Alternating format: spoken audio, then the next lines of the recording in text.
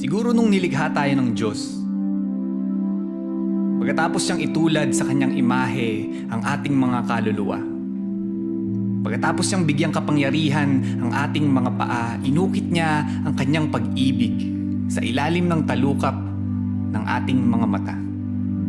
Kung kaya't sa oras ng lungkot at sa mga oras ng saya, kusang yumuyuko ang ating takip mata na para bang nagsasabing, teka lang, bago mo bulagin ang sarili mo sa dilim ng puot o liwanag ng kaligayahan, ng kasalukuyan mong kalagayan, tandaan mo sa lilim ng aking pag-ibig.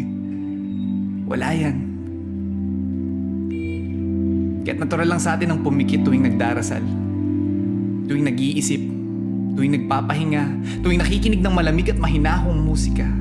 Naalala ko, sa tuwing umaakit ako ng bundok,